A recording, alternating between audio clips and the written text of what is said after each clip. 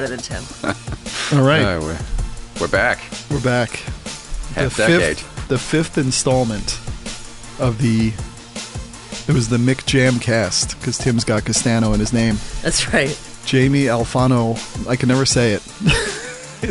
I'll just call you Jayme Mulhern. Thank you. And Tim Castano.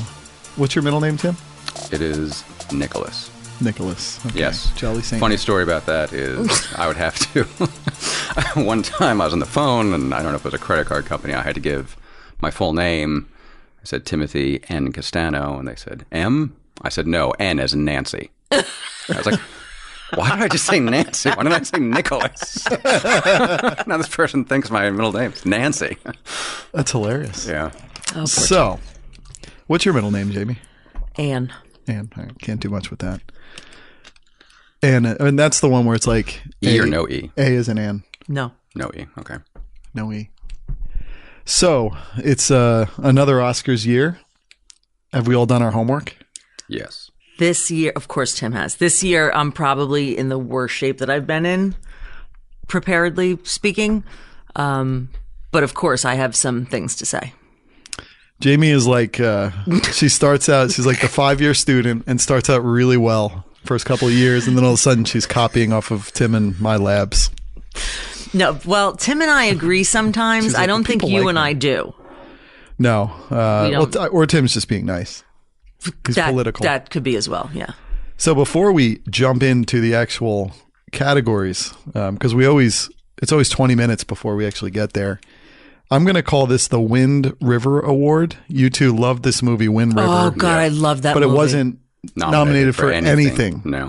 I still have not seen it. I think it's on Netflix. We should stop this right now and today, start watching it. Right. Okay, maybe I'll watch it. Don't have birth tonight. Maybe I'll watch it at the hospital because we had to do this here on Sunday morning, February 17th, because I'm going in to have a baby this evening. Yay! Well, my wife is. So when everybody hears this, maybe it'll be here, but it's not here yet. So we're getting this in. We'll see if I make it to the night doing a podcast on the day of going in. But I think you're going to get divorced. We did too much work. Timberly McQueenie. Yeah. I just want to put that out there. We've watched Timberly McQueenie. I just tried to tell Melanie. She didn't like this. I said, I've just watched too many Oscar movies to die here. Right. I got to get to this. Yeah. This is number 5. This is an important podcast. This podcast is older than my son. So. Oh my God, that's right. Yeah. So it's always going to be a little older as long as we keep doing it. And we will. In honor of the Wind River Award, what was the movie that you both saw that had Oscar buzz and completely took an offer, or it was not in the categories that really matter? Tim, you go first. 2 movies. One did not show up anywhere, was The Death of Stalin, which came out last spring, and I thought should have been nominated at least Steve Buscemi for Best Actor, and if not, the film itself. It's and who directed that? Because it was somebody we know, someone very. The guy who did Veep, right? Yes, yeah, and it is hysterical. It's a great satire, but also pretty trenchant and a great movie for today's day and age. Where Steve Buscemi is terrific. It's a terrific movie. So that didn't show up anywhere. I wish it had. And then the movie that I thought would get more nominations that didn't. Maybe my favorite movie this year, I don't know, is If Beale Street Could Talk. I thought that would appear at Best Picture, maybe Best Director, Best Actress, but it's getting Best Supporting Actress and I think Best Adapted Screenplay. But other than that was the movie I thought would be more widely received. So there was something about that movie that was almost not. It sort of felt like a movie you didn't have to see. You saw it and you felt good for seeing it, but it just didn't have almost buzz because there just wasn't something to really sink your teeth into from a popular sentiment standpoint. I heard other boring. than the Moonlight connection, right? Well, yeah, you have the James Baldwin connection and the adaptation of one of his works, so fans of his would be drawn to it. I think there is a strong political message within the film, especially at the end, sort of the last shot, I think is probably the most powerful shot of any film this year. And it, I don't know why, it's a bit of a mystery to me as to why it did not connect more than it did. It's almost like the perfect New Yorker movie, like the magazine, Yes. Yes. Jayme, who do you have? Who's your Wind River this year? I have several Wind Rivers. That's my. This is your problem. This is why you're angry because I'm angry all the time. You try to start so early. I get like these Facebook messages, and it's August, getting Oscar season started, and you're going to see a movie, and I'm like, there's no way this movie is going to be in Skyscraper with Dwayne Johnson. You've used up all your bandwidth. You've overstudied on the things that aren't going to be on the final exam. But it doesn't matter because there's things that have gotten glaring omissions that I have a big problem with. Boy Erased. Oh, okay, yes. Oh my God. Why are people not talking about it? Why is Lucas Hedges not up for everything everywhere? Because he's amazing. I didn't see it. Did you see it, Tim? I didn't see it. Because it wasn't in the Oscar talk? Oh my God, I can't stand you. No. By the time it comes out and you really get your nominations, you have a sprint of like a couple weeks. Like, I'm still bothered by it. Like, it was that disturbing, but wonderful. And based on a true story. And I really think that he is so great. Also, Ben is back. He was in that as well. Another difficult subject matter. He was wonderful. Julia Roberts was wonderful. Nobody's talking about them. What was the one Nicole Kidman was Destroyer. in? Well, she was in Boy Erased. She was in Boy Erased. But she was also, I think, in Destroyer, which was getting some Oscar buzz for her, but didn't. Yeah, why is Lucas Hedges not? Why are we not talking about him? We are now. But I like. Do you think there's people need to be talking about him? And I don't want this to go the wrong way with the discussion. And maybe we'll, instead of calling it the Rooney Rule, I'll call it the Rooney Mara Rule. Tim, is there, when you look at all the best pictures and we look at the inclusion, which is phenomenal, it's great. Is there a little bit of a, so the Rooney Rule in football is that, and it seems to have been usurped a little bit this year, but it's where before you make any hires on your, is it just coaches or is it GMs too? I think it's mostly coaches. Mostly coaches. You have to interview a black candidate, which is a... Or no, not just a black candidate. Sorry, a minority candidate. Yeah, it can be Latino, it could be Asian. Sorry Wait, about that's that. a football thing? Yeah, Yes. you have to. And it's good. It's a great thing. Why is it a great thing? Because for a long time, it was only going to white coaches. And I think there was a plethora of options that weren't being looked at. So this is forcing them to do it, but then becomes a token thing where the same person is being interviewed just to fill that quota. So I look at the best picture. There's a lot of diversity in this. Is it all warranted? I mean, once they expanded it used to be 5, right? And now Yes. it's 10? Now it's Yeah. 10. Up to 10? Up to Up to 10. 10. Up to 10. And we have 8 this year. Do you think there's anything in that? I mean, I literally agree with you Yeah. in the, like, I think Roma's going to win only because of the subject matter, because of the, because what's happening in the country. Did you see I Roma? don't know that it's not worthy of it.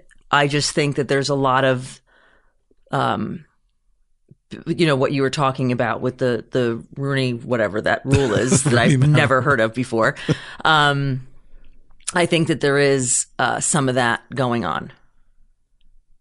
So I don't know. I know that you were disturbed by Roma.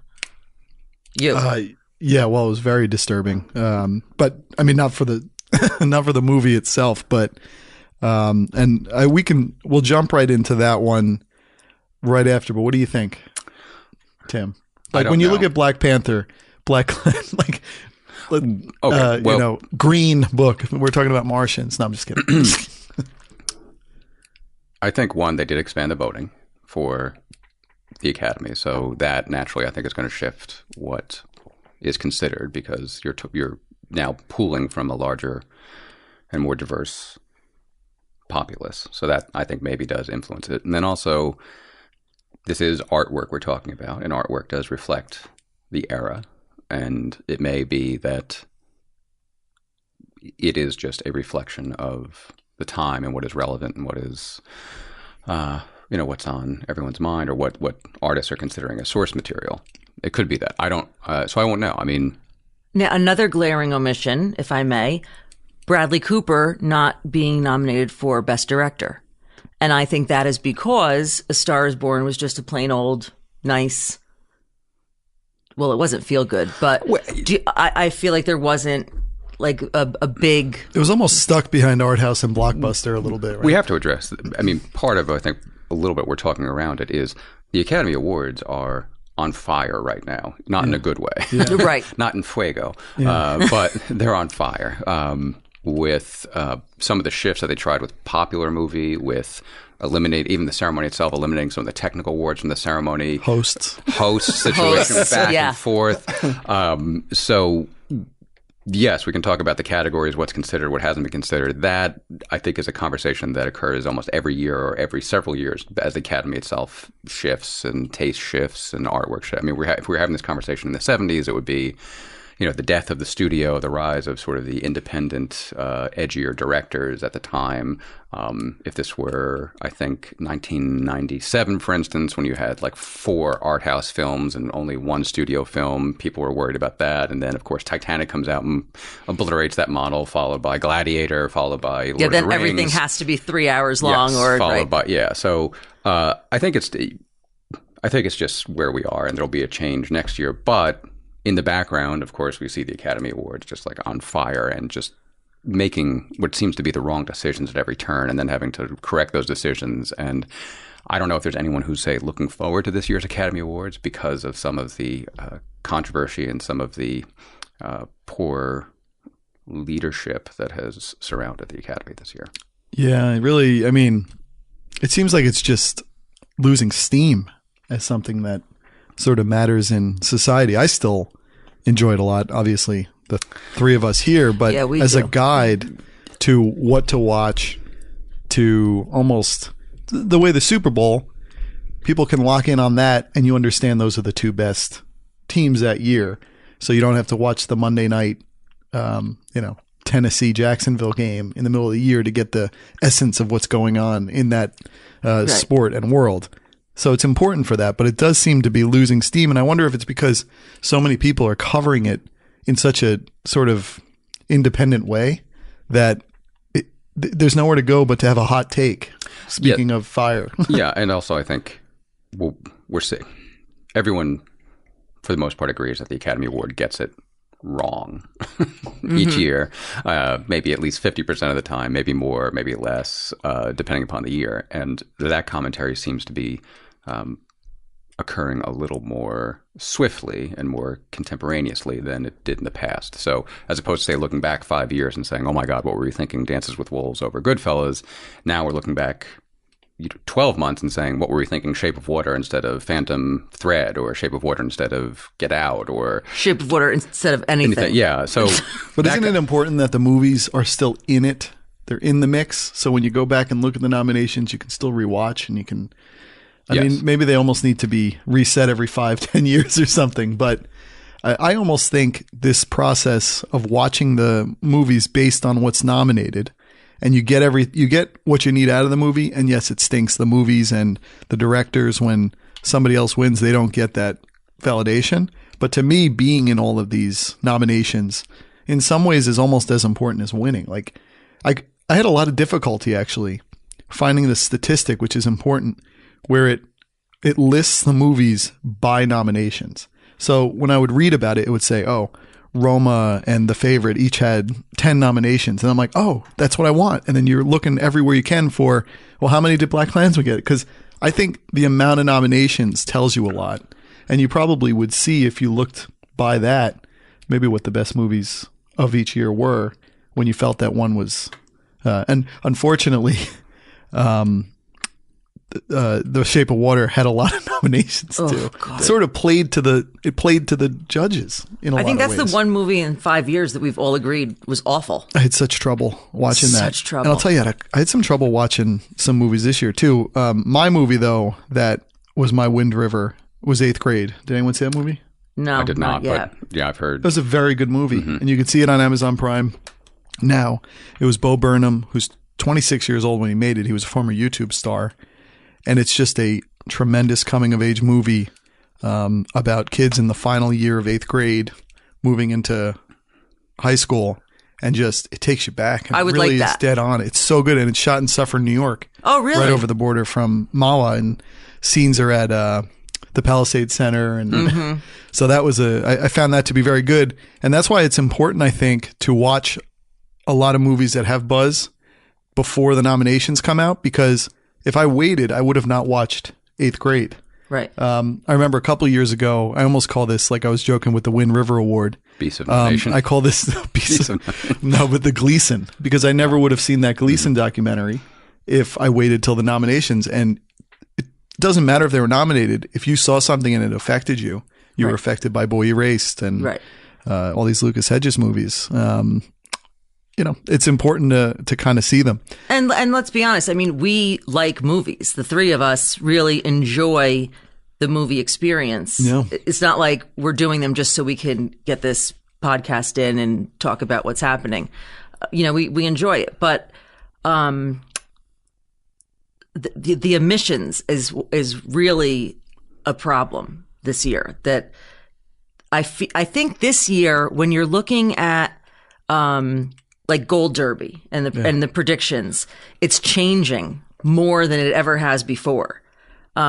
This one's in front. No, now that one's in front. I mean, it's gone back and forth. I don't even know who's on top now, but that I think is different this year.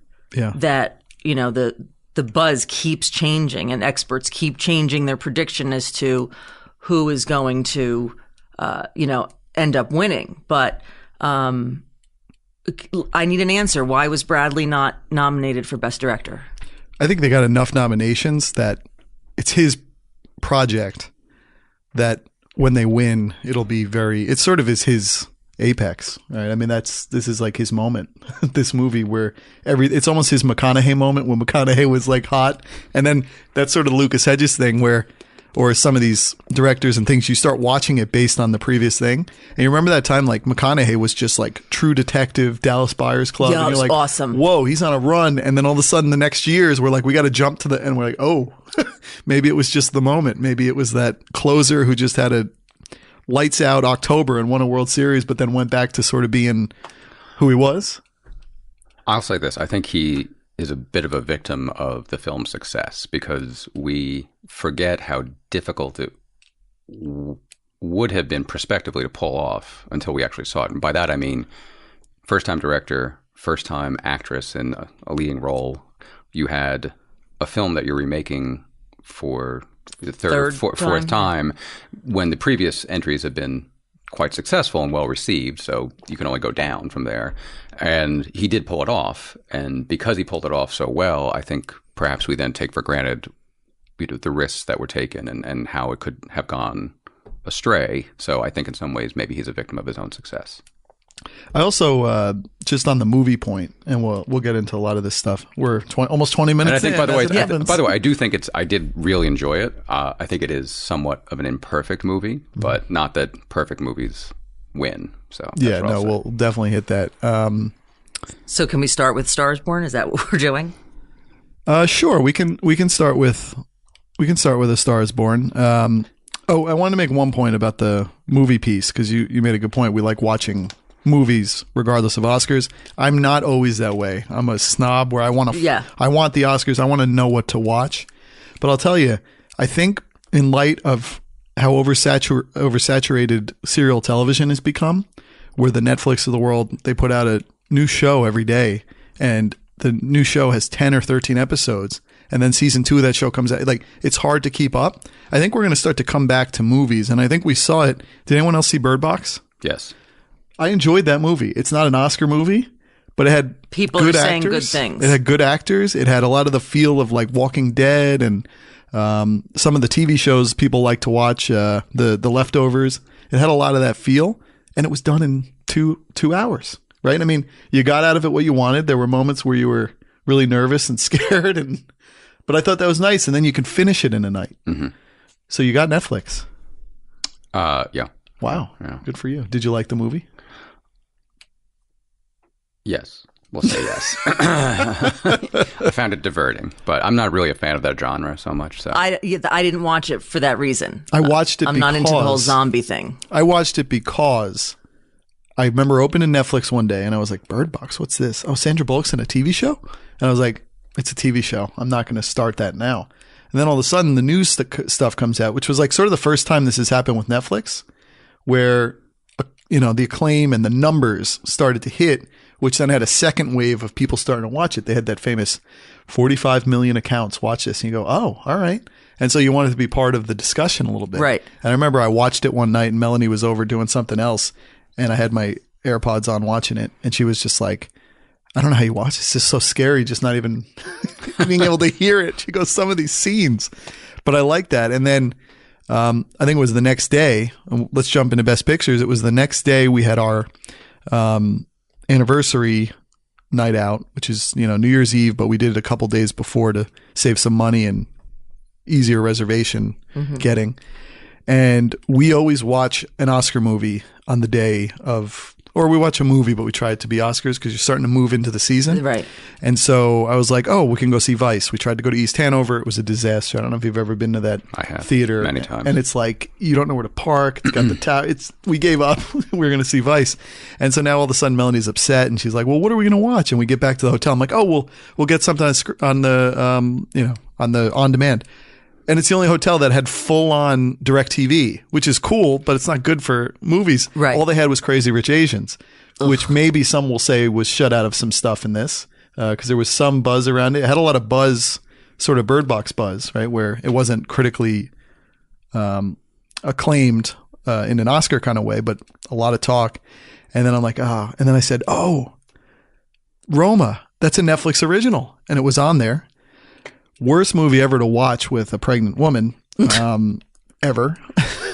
But we saw it there, so we had the moment, and lo and behold, it looks like it's a prohibitive favorite to win Best Picture, Best Director, which are sort of the biggies. And then there's some other nominations across the board. Cinematography, yeah. Yeah, and there's a lot of debate about that movie because it's not the most enjoyable thing. It's sort of like sitting down, having a scotch and reading War and Peace.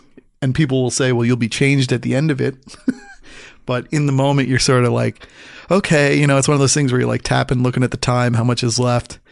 But if you kind of push yourself through it, you can see you get out of it what you're supposed to. The story does have its moments where it kind of shoots to attention. And I think at the end of it, you went, wow, that had a lot of like intimate moments, and it showed a side of the world and a time I never would have thought of.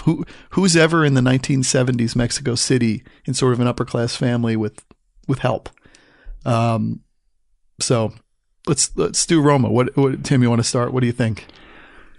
I saw it late. Actually, I think it was the last Best Picture nominee that I watched. Oh, wow, that's interesting. So Yes. it's first for me, last for you. Didn't see it. Oh, wow. But that's only because I live in a very rural area, so I can't even stream Netflix. It's terrible. So next year, I'll be more into that, being in a different location. But that's the only reason I didn't see it. But I do still think it's going to win Best Picture. My concern was that it was going to be my Elaine Bennis English Patient moment, where on Seinfeld, I was like, Elaine, have you seen The English Patient? Yes. And I was like, oh, yeah, I really like it. Look, it's a gorgeous film. I mean, that's the first thing. It really is. It's like photographic. Yes, exactly. It's like watching, basically flipping through a photo album, just crystal clear. Every shot is framed perfectly. It's just paced beautiful. I mean, so from that standpoint, if you are a film fan who looks at it for the aesthetics, for the technical aspects, I mean, it's absolutely gorgeous. And the story itself is, I get what you're saying, where it seems perhaps... Is the word quotidian? Yeah, it would be. I got to look that up. I don't know why I just... Quotidian is a good word. It seems, there's not, the plot is not, I mean, it comes together and it's threaded together very beautifully at the end. But it is, it's not like driven by, really that much action. It is, the performances are great. Again, I think they're great because they're so understated. And the woman who is the lead, who is nominated for Best Actress, holds it together in a way. I mean, she really is. I mean, it is. You're following her story, but you're also.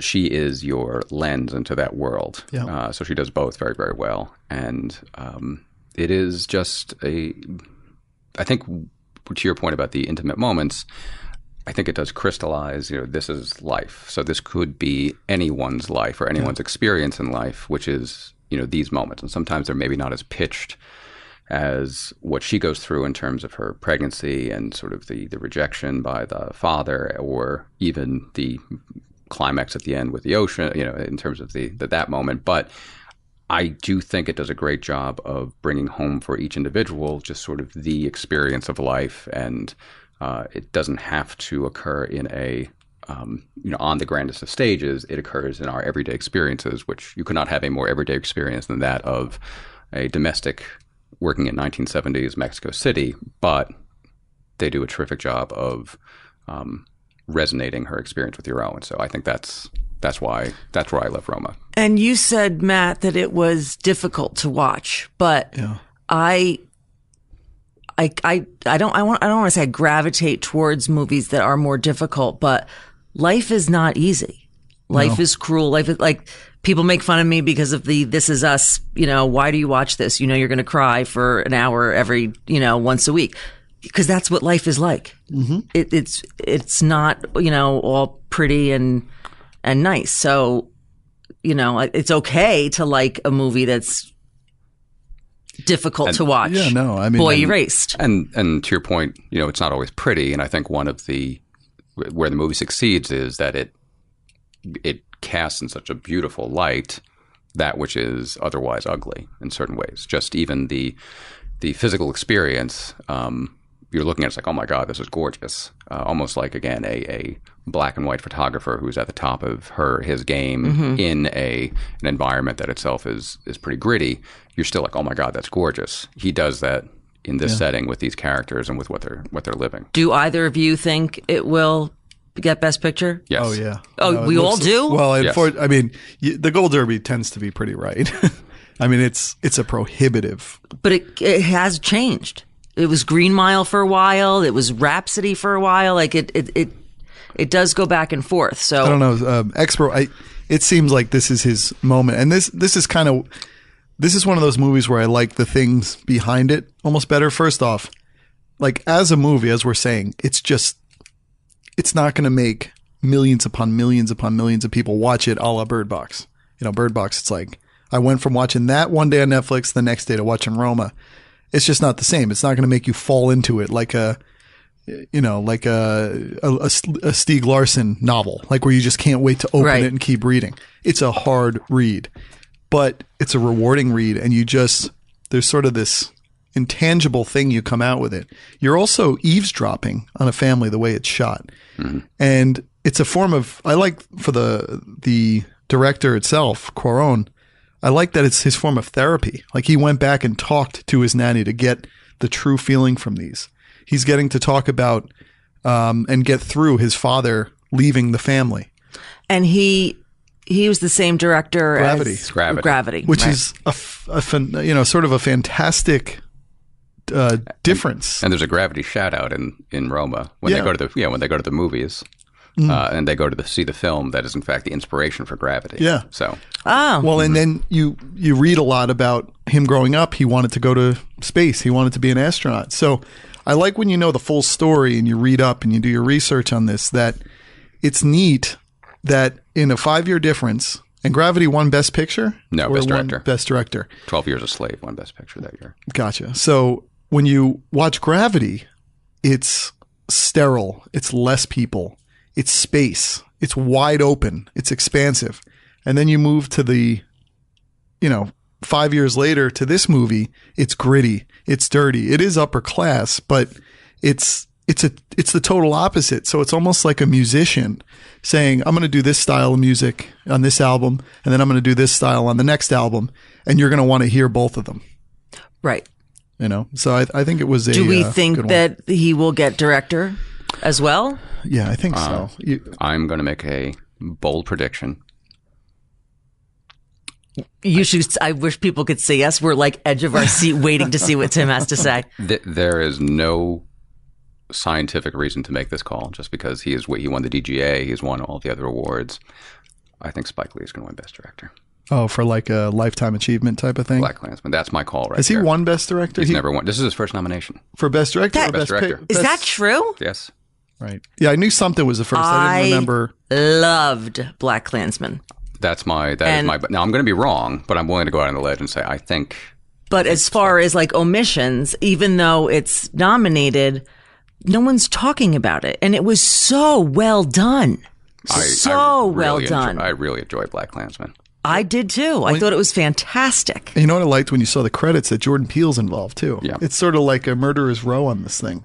Yeah, I think it struck an unexpected tone, but a perfect tone in terms of it's almost like you're dealing with a subject matter, obviously, that's that's quite serious. But he sets like this almost mirthful tone, which I attribute to John David Washington's performance, which is out of this world. He's not nominated, but he's fantastic. Again, omission. Mm-hmm. Why is he not? It's so great. It's his acting. Was that him though? Or was that him being told to overact? Like, I had a hard part with that. It almost felt like in some ways you could have slotted him into Anchorman. And the same... I think it worked. I think it absolutely worked. I think it worked, too. No, I'm not saying it didn't work. I had a hard time figuring out that part. The way he was... I think that is young cop on the beat in a... it's Colorado Springs, and he's, African-American, and I love the fact that he just sort of like, well, okay, I'm going to figure this out and be myself. And that there's some, he's uncomfortable in certain ways. So therefore he's compensating and overcompensating and trying to find his own style. I thought he did a great performance of showing like a young person on the job trying to prove himself and trying to find himself and like overreaching the way he does, even which gets him into the mess. Yeah. He's ambitious, but, right. Which is a mistake any of us could make early on in a job where we're just overly ambitious. It's like, oh my God. And as a result, they have to concoct this whole absurd big thing. scheme. Right. I really enjoyed it. You know what I thought? I mean, you'll only understand. You didn't see Beale Street, right?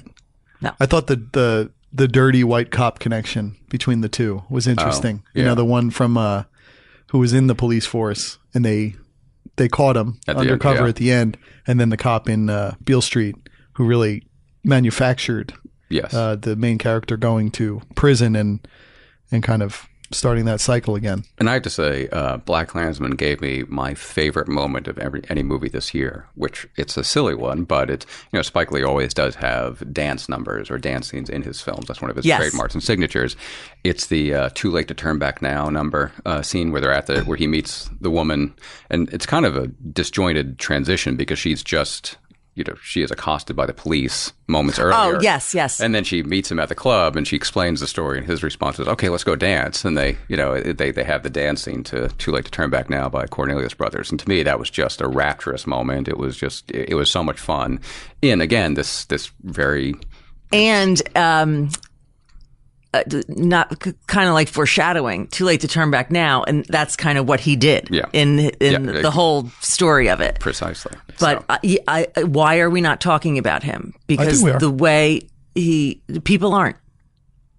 Well, I think they're talking about it in the Oscar sense. I think it sort of is in the middle class of the movies. It's probably going to get a couple of wins.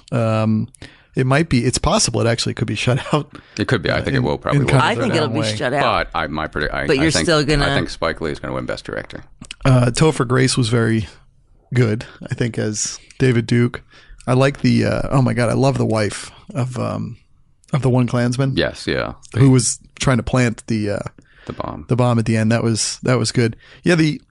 It was good in the sense that the humor was always there, but it would always turn to tragedy. Like if one wrong step was made in any of these sort of situations. Yes. Yeah. What did we think of the Charlottesville ending? That really sobered it up a little bit. It did, yeah. But I mean, that's part of, why I think the film was, I know they've been trying to make the film for years, but it's relevant. It's he's making that point and tying it in. And I actually found that much more effective than the way, say, Vice was concluding with some of the connections that Vice was trying to make to the modern day. I reacted poorly to that. I did not react poorly to the Charlottesville ending with Black Klansman. And then, have we ever seen a Michael Buscemi before? Because you're sitting there watching him, and you're like, "That's Steve Buscemi," but it's his brother. It's sort of the Dylan, Oh, and the Denzel's son, like no one's talking about that. No, he's And- good. And I Former also, St. Louis Ram. Oh, is that right? Yeah, and he played he's in that show Ballers, right? I think the one on HBO. Okay. With Dwayne Johnson. Speaking of Dwayne Johnson, Jamie's favorite movies. And then the other one, the weird Alec Baldwin intersections between the movies. So he was at the start of this movie doing that whole like sort of promotional video for the Oh, that's Klan, right. That's right. Yep. Which was great. It's unbelievable. And then he was, which I forgot until I heard it today, he introduced Lady Gaga in A Star Is Born, right? He was on, was he on Saturday Night SNL? Live, yeah. So it's kind of a funny intersection with him in two Best Pictures. I think don't we you just said- love how they make the Klan seem so? The fact that they focus on sort of like the disorganization and how just how bumbling they are, and just like, oh well, do we do this? I really Well, and the really skin enjoyed in the game thing, where you're making Adam Driver go in as your real life, Right. not doppelganger, but stand-in. But then he's actually hated by the Klan too, from Yes, another angle, and so it's like, yeah, And it was, I know it's a good movie because I don't like Adam Driver really. at all. Not a fan. Did anyone ever see Patterson? No. Okay, there was like weird buzz about it, and it never turned into anything. But he literally plays like and he's got I think a famous. The woman who plays his wife in it is famous, but he's like a bus driver in Patterson, New Jersey. or something. Really? Yeah, it's on Prime. I just have never pressed play on it. But yeah, the fact that I still loved the movie, even though I don't like him, is another, point to it being so good. Yeah, no, it was a interesting story, and I think it's just another piece in the Spike Lee repertory that you can kind of always point to this place and time. And, I didn't realize that he never won. Never been nominated. yeah, well, Malcolm X was nominated for something though, wasn't it? Nominated for Best Picture, but he was not nominated for Best Director. Right. Is that I didn't realize that. I feel like he's won before, so that's Actually, I don't interesting. know if that was nominated for Best Picture. no? I'm going to go back on that. No, it was it not nominated that- for Best Picture. I don't believe it was. No, that year was Scent of a Woman, Unforgiven, Best actor. Howard's End. He was a Best Actor nominee. Denzel Denzel Washington. Washington was. He should have won. And Best Costume Design. That's kind of Howard's End, The Crying Game, and A Few Good Men. Those are the 5 Best Pictures that year. You're ridiculous and impressive. that's why we have them. Man, it's fantastic. So next up, one of the things I love with doing this too is like when you get to the start of the season and then you look at something like Gold Derby and you just look at all these names of movies and you go, what the heck what is this movie about? What is this? What is this? And it's phenomenal that within a month and a half, you've backed into what all those movies are about. You know them Yes. like they're Yeah. your children. Yeah, and you're like, how are we ever going to get through them all? I know, and you just do. I just started doing it at work now. I got my illegal streaming site, and I work, and I watch like 2 a day, so I did pretty well. Next up, which is right now on Gold Derby in the number 2 spot, Green Book. This is one when you saw it, I was like, I have no idea what this is about, and you quickly find out what it's about. That the Green Book, in the times of blatant racism in society in the South. It was a book that was sort of an Underground Railroad guide for the modern day then, where you knew where to stay, where you were safe going through was a pretty treacherous path for African Americans. Green Book for me, I don't know about you guys, it felt to me like a sitcom as Oscar movie. Viggo Mortensen was very good, but he was love almost him. like, yeah, but he was almost like a sitcom dad with the accent. Everything is like sort of over the top. And Mahershala Ali was really good in the role, but I read one review where it was almost like they were too good for the script in a way. And it's number 2 here, which I don't know if that's a great thing. It's interesting to me that it was done by one of the Farrelly brothers, who had just the amazing lowbrow comedy movies of the late 90s into early 2000s, sort of with, and Kingpin and Something About Mary and Shallow Hal and a lot of great actors and actresses too through all those movies. And then when you saw this come out, you're like, oh, that's kind of interesting. And I almost was likening it to like when you have those kids in high school who are always pulling the pranks and everything. And then they start to come of age a little bit and mature. And it's like they're doing a report before they're fully matured on a very, like a very meaningful topic that doesn't have a lot of comedy to it. And so it sort of is halfway between a lot of those things. And wasn't there some controversy around it? There's quite a bit of controversy around it. Recently, like with Vigo, I believe. Well, I think the son was involved, though. I think the Mahershala Ali is the problem. Shirley, right? It's his family. So I think there's a few. One is, I think one of the screenwriters does have some social media comments that are unacceptable, from what I understand. That's one. Mm. Two, I think, yes, the Shirley's family is opposed. I guess they were not consulted, and they don't. I think they're objecting to the fact that there was a relationship there to begin with, that it misrepresents the relationship, and it also misrepresents the characterization of the of Shirley. Of his sexuality, right? A little bit, I think, or no? I believe that was part of it. And there's a lot of discussion about this being like assuaging white guilt. Yeah. Now, I saw it after the controversy had erupted, so I went in there maybe somewhat influenced by that. And ultimately, what's wrong with a movie that is saying we need to understand one another a little bit better? And, yes, there's this like people like objecting to this white savior angle to the film. Okay, fine. You've made your point. But, ultimately it's a positive story. I mean, I think we need to take that out of it. It is positive. I mean, and not to not necessarily reject it out of hand because it maybe is a little too cute and neat and tightly packaged, but it's still nevertheless positive. And, you mentioned the Farrelly brothers, and this is not my point, this is my friend's point, is like, we have to remember that the best movies the Farrelly brothers have made are all road movies, and this is a road movie.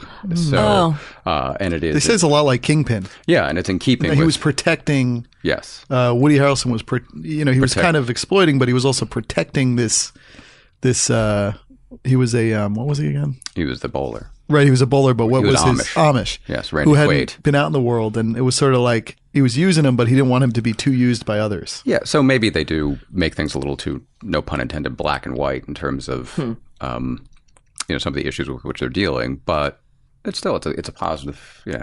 I walked away, less influenced or less invested in some of the criticism and more just appreciative of what it was and what it gave you.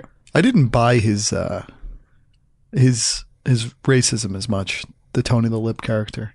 Like, it felt forced a little bit. Like, he was sort of a, I'll hang with anybody kind of guy in a way. But then, like, they have the scene just to show that he does have it in him and that he had to overcome a lot with, like, when the workers drank from the glass and he tried to throw them away. And the wife had it. Like, that felt to me very forced because he seemed like a guy who, whatever, I'll roll with whatever. So they didn't need that, I feel like. I mean, look, the family was good when they were sitting there. Yes. Showed up. They were all there in the living room. They're like, then they're talking. Well, I mean, was it kind of like a Hallmark movie version more than, say, a Oscar, Best Picture? Possibly, but I don't think that it. I mean, for a while, it was in the first spot. Mm-hmm. Like, people were saying, and I was like, I don't know about that. I think that shows wasn't that buying into that. I think that shows that the slate is a little weak for best. These are all Oscar movies, but there's not like a clear winner to me in the group. Now, the other thing I've read and observed too, and we're going into Best Supporting Actor here, is in some ways Mahershala Ali, his candidacy is probably aided by the backlash to the other aspects of Green Book, because no one else can be a spokesman for the film at this point because they are compromised. So he is the one who is out there actually out front, and therefore I think his performance is being elevated, and therefore I think it improves his chances for Best Supporting Actor. I mean, this sounds kind of crazy, but it actually sort of makes like a certain sector of Italian Americans look worse. When Tony the Lip is just going around, hey Doc, Kentucky Fried Chicken, and he's just like eating the whole chicken. It's like Sopranos kind of given the... That's why I was saying it's like, it feels... That's why I'm saying it almost feels sitcom-y. Yeah, the characterizations are broadly drawn. You have your yeah, as you're saying, the Italian American stereotype, tough guy, strong armed, myopic, but nevertheless possesses a certain insight and wisdom into the world that has its own value. Meanwhile, you have Shirley, who is, erudite, sophisticated, lives literally on top of Carnegie. Yeah, but is himself disconnected from, the culture around him. And so those are broadly drawn stereotypes, and that it is what it is, but it's being savaged, I think, a little unnecessarily. Agreed. I agree. We talked BlacKkKlansman, The Favorite. This was I did not see it. Oh boy, yeah, it was a good movie, and it's like one of those period movies, and you know how I get about that. Yeah, but it's not a period. Yeah, it's not. It's this. This is the moment. This is the ascent of Yorgos Lanthimos, the director. So this is only his third English language movie, I believe. Mm-hmm. He's from Greece, and he did hundreds of commercials in Greece. His dad is a former pro basketball player, which is kind of cool in Greece. And he makes these absurdist movies. And I remember a couple years ago seeing The Lobster. That was the first one. I love that movie. I still haven't seen, is it To Kill a Sacred Deer? Mm-hmm. I still haven't seen that one. That's on Prime though. That one seems apparently quite hard to watch because it follows it sort of follows the Bible in terms of who was the one who killed their kid? Took him to the mount or something. But this one is sort of his real moment. I think we're going to hear a lot from this guy because The Favorite takes on 18th century Queen Anne and sort of her female courtiers. And there's sort of a competition between the one who's always been with her, who's played by Rachel Weisz, and then Rachel Weisz's cousin in the movie, who's played by Emma Stone. Emma Stone, and just the interplay between the three of them is phenomenal. Just the bumbling aspect of the court. I mean, it's hilarious. It's what you hear with Lanthimos is it's really absurdist, and sometimes the absurd makes you see the truth in things. Yes. Yeah. You loved it, right, Tim? Love is a strong word. Okay. Yeah. I remember when I left the film, I thought I don't know exactly what I think of it. Oh, okay. But because it's absurd. It is absurd, and and I think everyone's talking about the last scene and the last shot, which I think had a lot of different interpretations, and it's out there. But and the movie up until that point, it's a pretty dark comedy, and I think you can transport it to any era, and the dynamics are still quite relevant. So that's why it's not really a period piece so much as it is just it does expose power dynamics and the lengths people will go to preserve them. I think Emma Stone, for all of her detractors out there, I think this is her best performance ever. And I went in thinking like, oh, okay, that's an interesting choice for a movie like this. But she nails it, and she does. Well, I wish her and Rachel Weisz could be like together for best supporting. The list makes me crazy. I can't get past it. I think when you do see it, if you'll agree that she does, this is her best performance, that she does really carry that. Rachel Weisz is terrific in everything that she does, so I'm glad to see her get a role like this because it definitely suits her. And she's like not Emma Stone is sort of, she's like an adult finally. Mm-hmm. Like she never really like had to be like this. But you're watching it and you go, whoa, she's going toe-to-toe with Rachel Weisz. Yeah. And Olivia Colman. Colman. Yeah, Olivia Colman's outstanding. I mean, she's in any other year, I think she would be the winner because she's just outstanding. Yeah. And, and she's in some ways a victim, but also, very kind of cruel in her own way. Yeah. And is able to capture both of those just perfectly and balance them perfectly. And sort of like the mom in Roma. Yeah. But it is it's an excellent movie. I think this is a movie where a few years from now, we might look back and say, maybe that was the best movie of 2018. And for a while, that was in the lead.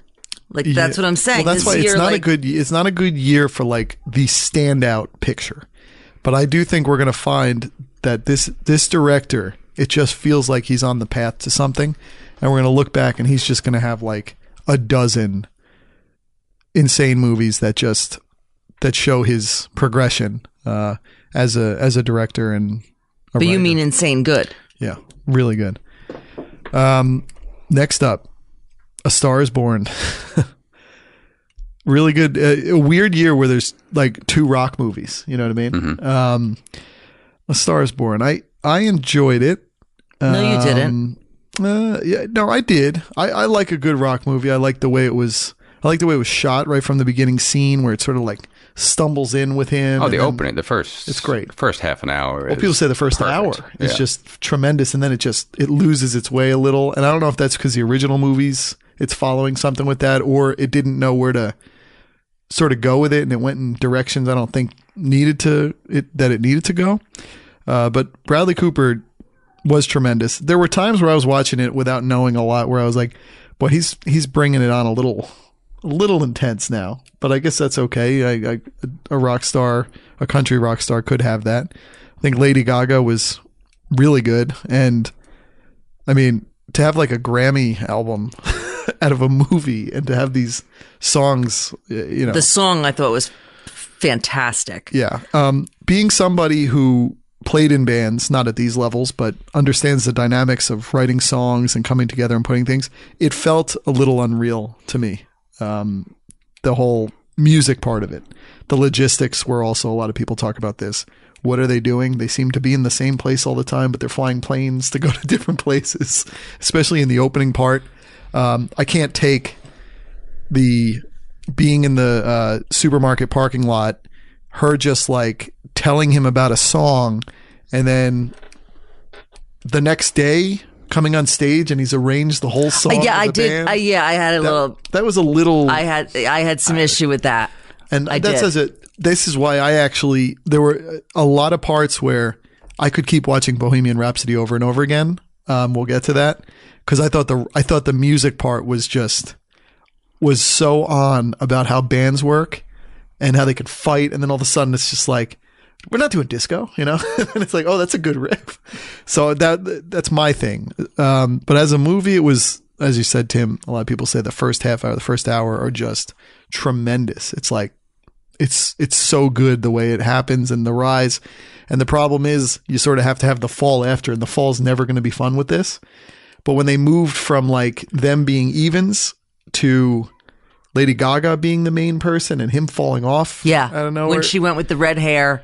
Yeah. And was turning more into like pop, like why Lady is it Gaga. It was. Well, yeah, that's actually one of the problems I have with the movie is that they essentially, I mean, turn her not into Lady Gaga, they turn her into Taylor Dane. Right. Which is, I mean, you have one of the most transcendent pop stars of the modern era at your disposal, and the way you characterize her is turn her into like a 90s, Taylor Dane. I was like, wow, that's an interesting choice. That was one of my criticisms of the film. And the dancing, and it moves so far away from what they did together. But let's look at this. I mean, Lady Gaga, I mean, she's up for Best Actress. Like, that's something to go from. No, she was very good. I mean, people say. I've heard a lot of people say that they never. That there was never a point where they were just thinking it was a girl. They always knew it was Lady Gaga. They couldn't get away from that. I don't think it was worthy of a Best Actress win, or maybe even nod, but still pretty remarkable that she was able to do that, crossover into that role. Yeah, my problems with movie one, you touched on them. I find it kind of narratively uneven in the second half. And just sort of the way it just jumps around. That's just a little uneven, and maybe that is, who knows why. But again, we're talking about a first-time director who hit it out of the park. Yeah. So if we're talking about he hit it only 100 feet out of the park versus 400 feet out of the park, well, then, that's a minor debate to be having. Another point which stuck with me, and it shouldn't detract from it being a nominee, it was just my own personal criticism, is that the song that she sings at the end that he wrote for her is not a song Jackson Maine would have written. Like, that's a song Diane Warren would have written.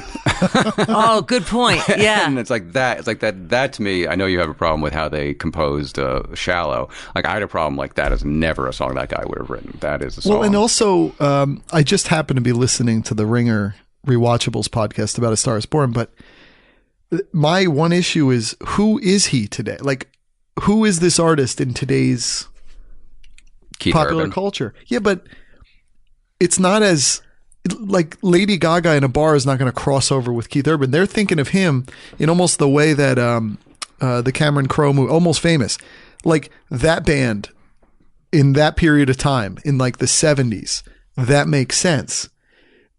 There's no equivalent. I think that's part of it, which is he doesn't fit into the modern era, so that's why. But he had a lot struggling. of fans, though. He did. Correct, but like he's going into the grocery store and buying frozen pizza. Like, yeah, but the cops came up and I think that's part of it. When we saw the private jets and the planes, like he is living at those high levels. So it's almost, you're almost dropped off into the movie where you think that his alcohol is like a new problem, but the fact that it's been his whole life a problem, and that's hard. Like the transitions between things that make sense. And I heard a lot of people say, well, when he's talking to her, that's how normal people talk. And I was actually like, no, this feels like how movie people talk still to me when they're talking about the nose and like I don't know. It was a very good movie. It's not one I'm like dying to rewatch all the time though. I mean, that scene with when you talk about the narrative inconsistency a little bit, they almost could have milked that ascent for a much longer part of the movie. Like they could have had the relationship be something more. You could have actually seen them maybe compose the song because literally like she just jumps on stage. It goes from her she's not even playing what the chords are. Like she's just singing. Yeah. You're right. You are right about that. But can we just say he made the dog a steak? I mean, what a gut punch that was. He made the dog a steak. And his real dog. His real dog. Before. Oh, God. I mean, two of the most moving moments in any movie this year. That and the other one, and we'll get to it, which is Can You Forgive Me with the cat. But oh, God, Can You Forgive Me? God. Jayme saw it 6 times. I didn't see it. I know, I'm kidding. So A Star Is Born, it's a good one, but it's not in my wheelhouse exactly. And let's really, I mean, he learned how to play guitar and sing and like. Oh, he's true. I think he does a better performance as an actor than he does as a director, and he did a great job as a director. And I'll restate my point, which is I think it's a victim of its own success. We forget how risky this was. It could have been a total disaster. It's supposed to be Beyonce. Yeah, it could have been. Yeah, an absolute disaster, and he turned it into a terrific film, which is an achievement. Their chemistry is great too. Yes. Yes. Because somebody was talking about there was a video going around online where Bradley Cooper and Lady Gaga performed the song in like real life, and there's no chemistry, and it's like awkwardly bad, and people are like, "Oh, whoa." So yeah, he did a very the way he looked job. at her. Oh, I just thought, yeah. I just think that he's not getting the credit.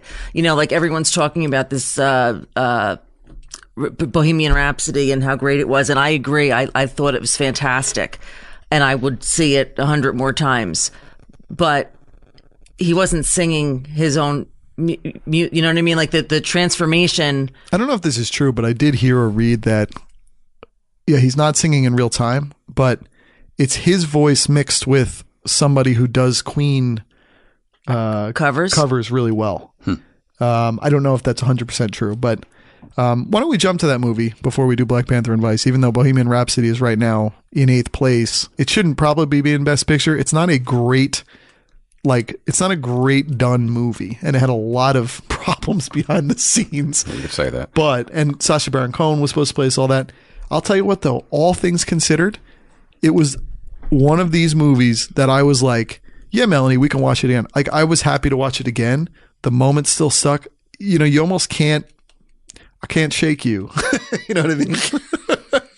I think it's I can't quit you. I can't quit you. Is what it is. Well, I guess I'm not of that, so I don't know. But like I could watch that movie again and again. I thought it was great. Tim's got a face on. No, that was a lot of fun. I love the movie, and the only reason I'm having trouble saying it is because everybody's telling me how badly done the movie is. And I'll tell you what, it had its moments where it's inconsistent, but the overall story, even like Mike Myers doing that, I thought the movie was tremendous. It keeps me hooked. Yeah, I thought it was great. Yeah, it was a lot of fun. Prosthetics be damned. It was a lot of fun. Rami Malek was tremendous. Yeah. Oh, yeah. I think you have these, like, I'm not like a wedded to like Queen canon. So I know some of the criticism that Yes. people went through were, well, this song was released in this year, but they did. So I'm not as well versed in that. So I didn't.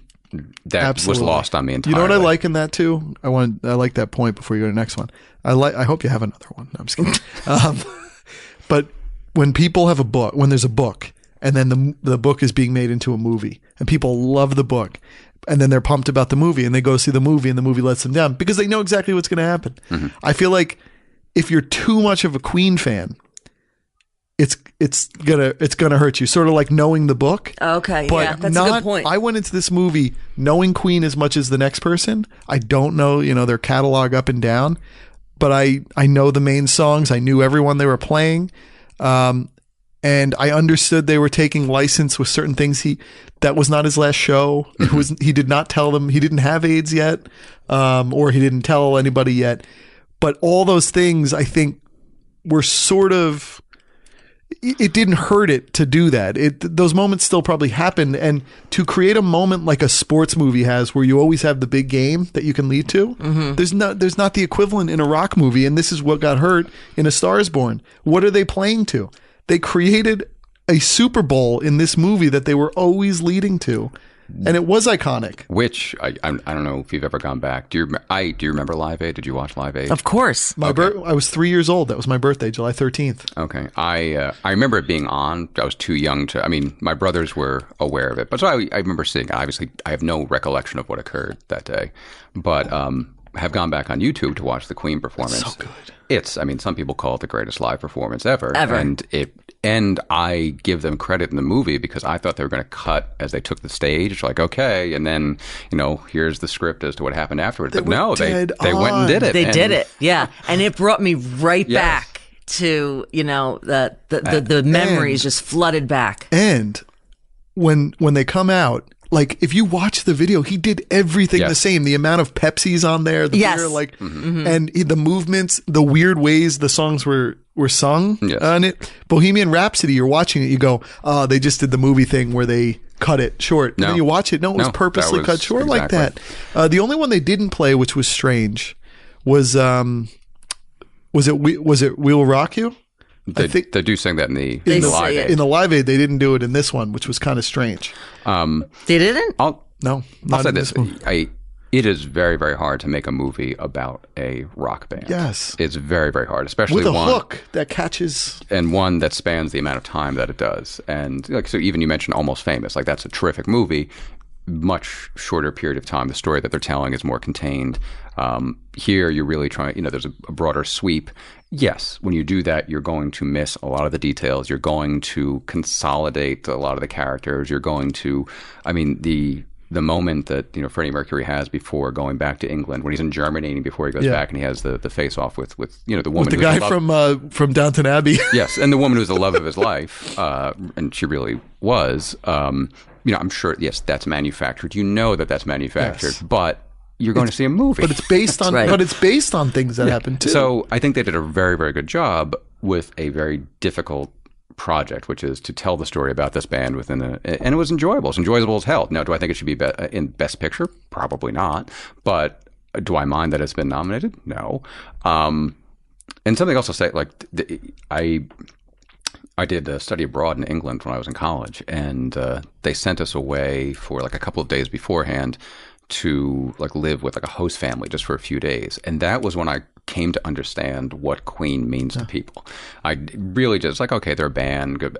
And I remember the host family, who are these like working class British citizens, and the woman literally started crying when she was talking to me about what Queen meant to her. Yeah. And they were going out that night to go see a Queen cover band, and she came back, she's like, and was crying like, he sounded so much like Freddie, and just what they mean to people. So I can understand maybe a little bit as to why the most avid Queen fan was let down by it, but I've only heard good things from people. Okay. But I don't know that I know any like Queen. Yeah, but you're lover. Probably you were a Queen lover, right? Weren't they in? Yeah. No, so that was my thing, but not as much as. But you know what? I think there's enough time that has passed too between when they were there that even the Queen lovers can. It sounds weird. The Queen lovers, But it's funny how there's The Favorite and then the movie about Queen. Good thing they didn't call it Queen, you know.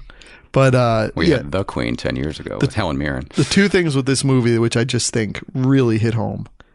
One, the problem, again, they have the Super Bowl. A rock movie never has the Super Bowl. But man, did they jam everything that happened in the end of his life into that Super Bowl. So basically, they're trying to say he found Jim Hutton that day, took him to his parents' house, right? Put his hand on him. The dad went like, "Oh my God, you're finally helping people." That whole, anytime he was with his family, it was weird because it just didn't resonate in any way. But the part that I thought was amazing was you just forget how out there Queen was at the time and how much they were pushing the envelope. Now we think of them as Queen. You have their whole discography. It all makes sense. Right. But as they went through each part, and it's like, we're going to do an opera. The whole Bohemian Rhapsody part of the movie was so good. Yeah. And the way the way they raised each other up as musicians and the whole push, like, go higher, go higher. Right. And they were, when it came to it, no matter what problems they had outside of the band, they all understood like what they could do for each other and rose each other up to higher levels. And I thought that was just each time they'd show up and they're like, we want to do this call and response. And they like, do We Will Rock You. And then it just booms to them actually playing it. Then they go to, I thought the Another One Bites the Dust was great. They're all fighting. They're going crazy. We're not doing disco. There's right. doom. You know, yeah. Go, oh, it gives you the chills. Yeah, you get jacked up. So it's just good. I think it's great. I think the heart wants what the heart wants. It was good. You're right. There's several movies that I wouldn't be surprised if they won. Yeah. In this, where I don't feel like that normally. But a lot of them had that this year. But yeah, both rock ones I thought were great. Next one. This is one of those that's weird because it's like the first time a superhero movie has made it into the Oscars. But it's not an ordinary superhero movie. Black Panther is a tremendous movie. Tim, where do you stand on Black Panther being in the mix for Best Picture? Well, let's look a little bit of history. The reason that we have more than 5 nominees is because of a superhero movie. They changed the voting primarily because of The Dark Knight not getting a nomination. So, which is an Oscar. That's an Oscar-worthy movie. Did not get nominated, so they adjusted the voting format so that a movie like The Dark Knight would get more consideration. So the Black Panther owes its nomination to Batman. And the Rudy Mara rule. Yes. Look, it's been actually a year to the day. Today is February 17th, since I've seen Black Panther. Wow. I saw February 17th. It's a big moment for you. It is. Wow. Yeah. So, because I saw it on my dad's birthday with him, and today is my dad's birthday. He's 90 years old today. Wow. So, yeah, I mean, it's an important movie. I mean, it's very, very well done, extraordinarily well done. It's not your typical superhero movie because I think you do really connect with the characters. You have a sympathetic villain, a highly sympathetic villain. You have, it's almost Shakespearean in the story about the son assuming the mantle from the father. You've got some like Henry IV in there. You have, just sort of the struggles that come with it. You have just the questions of how you assimilate as a society, and putting up barriers or bringing them down, and mineral wealth. Yes, what is your responsibility as a society to the world around you? Do you maintain sort of your community, or do you go more global? And so you can read a lot into it. And it's just very, very well done. So the Trump Killmonger connections. I'm serious. Like when I watch that, and he ascends to the throne, you go, he's rightful to it. He's allowed. He's supposed to. Mm-hmm. I mean, he has every right as the next guy. He won fair and square, potentially, with some help, and. But then he takes over, and all of a sudden the society can change, and it's like, no, we're opening it up. We're doing it. It had a lot of those. It has a lot. So I think it is a worthy Best Picture nominee this year. This one and The Favorite, I did not see purposely. And Matt's been trying to get me to see Black Panther. He keeps praising it. I'm like, I don't like superhero movies. I'm not a Marvel girl. I don't like it. And he's like, it's not that. It's so much more than that. But because I have, so many things going on in my personal life right now, I just had to, I wanted to devote the time to the ones I thought I was going to like. White movies? She loved Black Klansman. I loved Black Klansman. So I did. At some point, I will see it, and we can discuss it after, Matt. But I just couldn't do it. I'll tell you, I've said this point. I saw Black Panther, and I went, "Whoa, that movie was phenomenal." Maybe I'm going to see some of these superhero movies, and then I next went to see Avengers: Infinity War, which is a mess. And I went, "No, Black Panther was a tremendous movie. It has nothing to do with superhero because Avengers: Infinity War was fine, tremendous actors." Storyline was fine, but it was not anywhere close to how well Black Panther was done as a movie. And Tim, are you a superhero? I'll see them. Yeah, I am. Yeah, I mean, it's an event. You don't get events in movies anymore. Some are much. I mean, some are obviously better than others, and my appetite is probably diminishing for them because now there's so many available. What's the best one outside of Black Panther in this universe, in the Marvel? Oh, in the Marvel universe? The Marvel universe movies. It's tough for me to say something other than Iron Man, right? I was going to say, well, I love Iron Man, but the original Avengers for me was terrific, only because I didn't think they could pull it off. I didn't think they could pull off bringing that many characters together in a movie that would be paced well and would give each character his or her own due.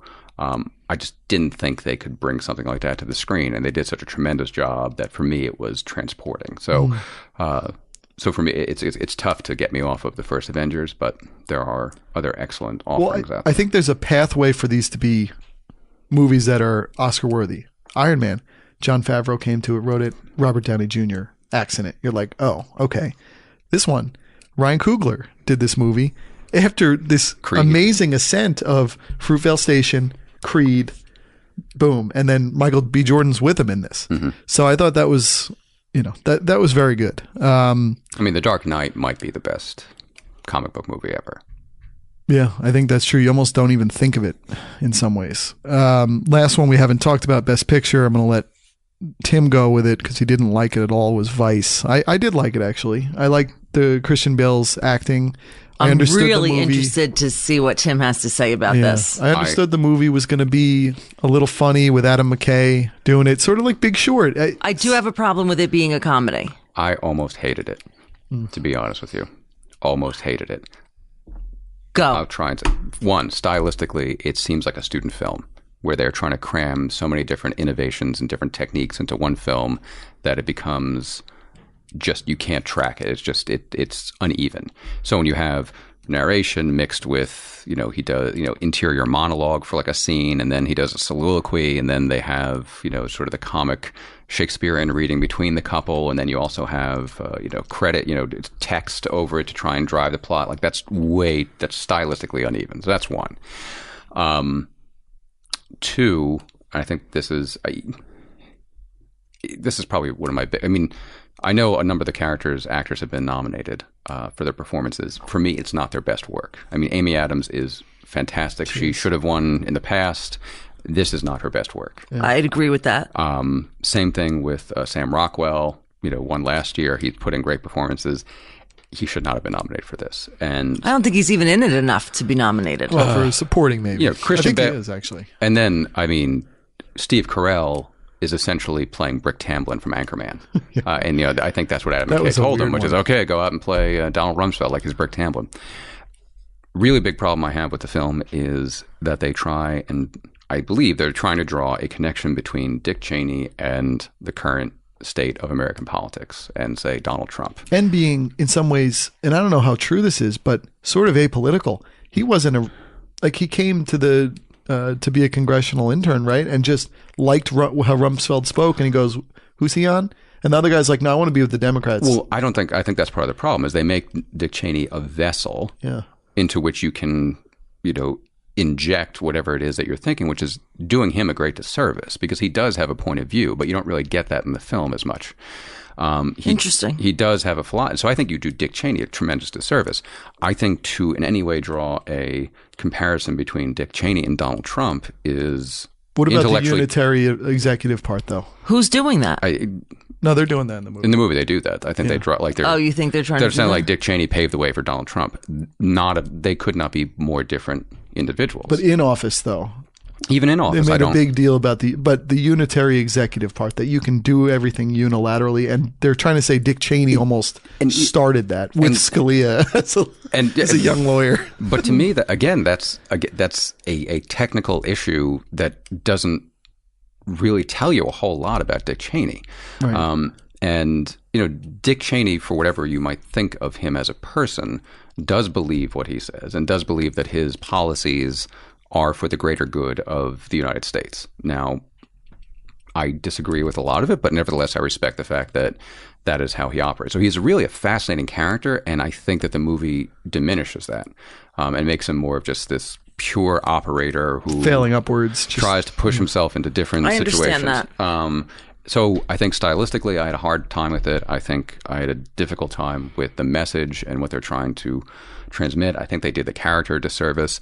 Another thing is his vice presidency, 8 years of a consequential vice presidency, really is kind of watered down in a lot of ways. Just that he took over 9/11 and wasn't taking the president. Yeah, and I think with Sam Rockwell in the role, I would have liked to have seen, I was expecting to see something about the deterioration of the relationship between George W. Bush and Dick Cheney, because, George Bush did not pardon Scooter Libby, who was Dick Cheney's chief of staff. Right. That's a huge, moment. And they really make George Bush look awfully dumb in this one. Yeah, they do. So you don't get to that relationship at all, or what the fall of that relationship is. So I had a hard time with it. I think you could have made a much better film. There is a better film, which is The World According to Dick Cheney, which is a documentary where he participates in that, and you get a much better insight into the man through that. And again, I'm saying this, I'm not a Dick Cheney fan. How about tying it all together? The insights you learn from the This Is America Sacha Baron Cohen interview with Dick Cheney. Sacha Baron Cohen, who was supposed to play Freddie Mercury in Bohemian Rhapsody. Mm-hmm. So I've said enough, maybe not clearly enough, about why I didn't like those are fair points, and I'd agree with that. I've had several people ask me, I didn't really pay attention. I'm not, politically motivated, whatever. Was that really how it was? Was that really? I'm like, well, not, Rumsfeld was off, I thought. But what the main part is Christian Bale. I mean, I saw the preview and I was like, oh my God, Dick Cheney's in a movie? Yeah, he did. It was a great job. It was unbelievable. At all phases of his life. I mean, it was amazing. The burly, his walk, his everything. Yeah. I mean, it was uncanny. Yeah. And I think that's what is so, that's the part that's standing out the most, because he was so good at portraying the look and the talk of No, he did Dick great. Cheney. The side mouth thing. I mean, it was all of it. It was. What did he gain? 40 pounds for this role? I mean, at different levels too. I mean, it was. Yeah, it was really. So that part, I appreciated more than the content of what was happening, during the time. But those are good points that Tim made.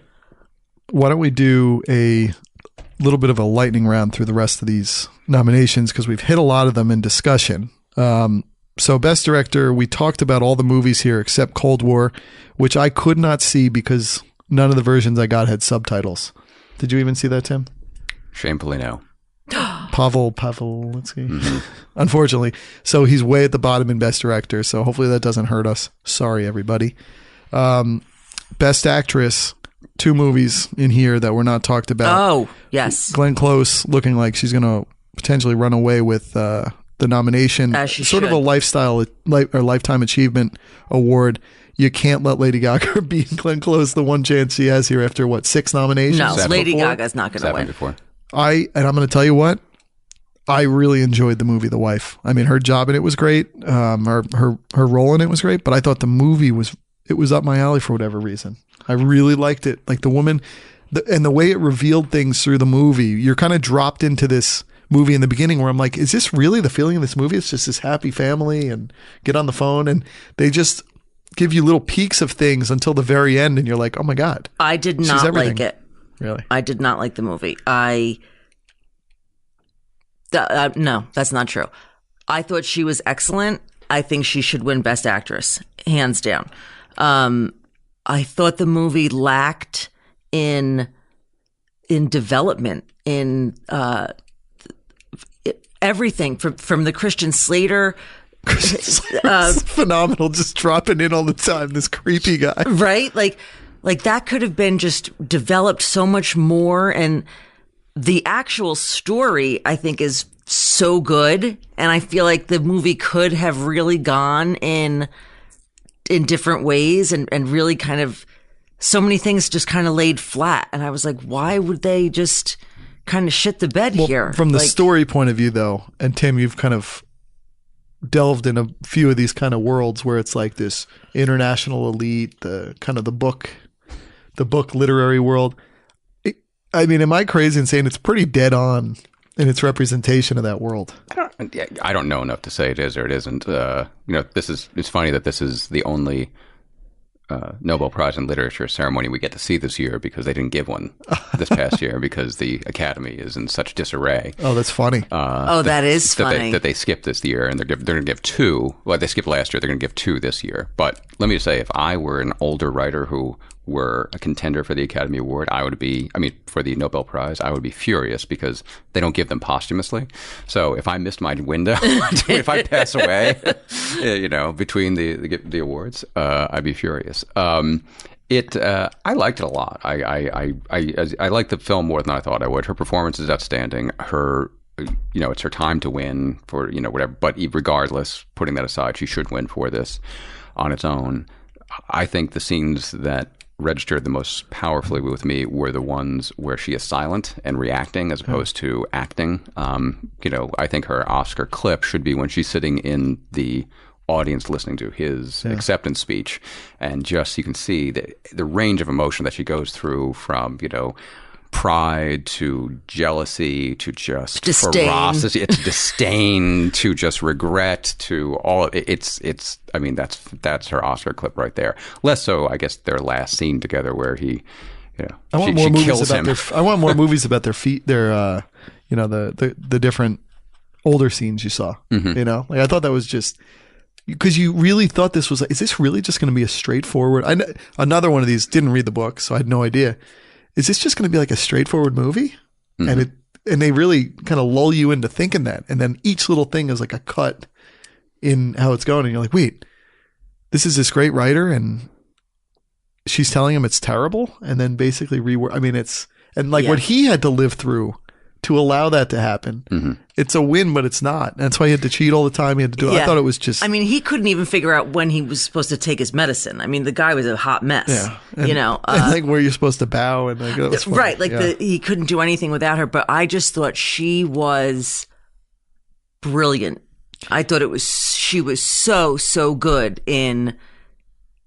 you just kind of felt what she was feeling, even when she wasn't saying anything. Just so subtle.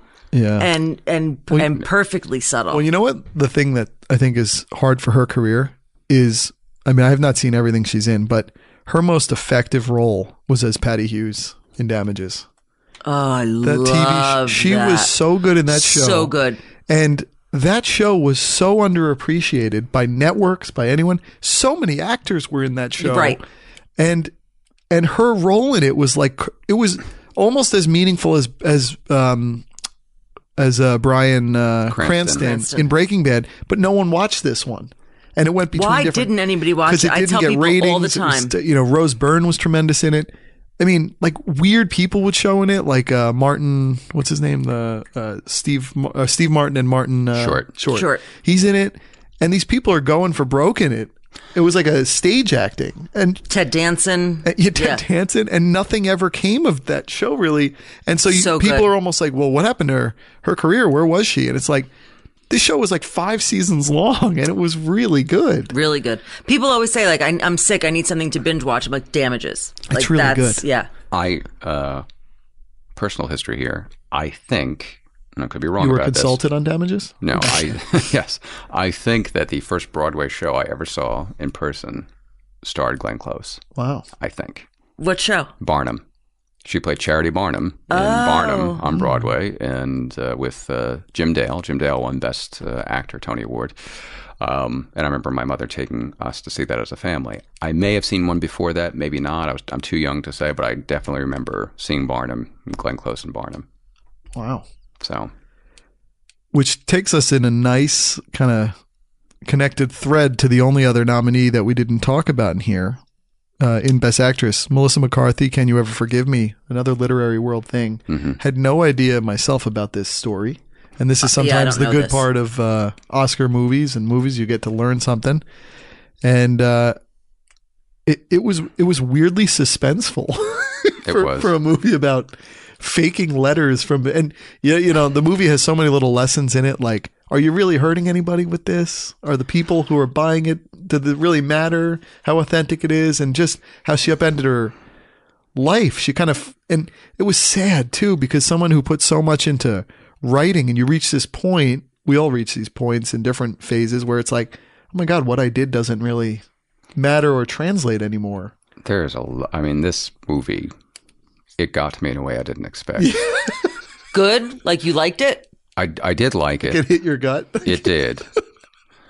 Because it's also a movie about loneliness. Completely. It's really about loneliness, that when you reach a certain point in life, and as you're saying, professionally, you don't really have the corpus that you had hoped you would. And you're looking back at the life you've built for yourself, and you can't unbuild it. Yeah. And both Melissa McCarthy's character, Israel, and also Richard Grant. He was so good.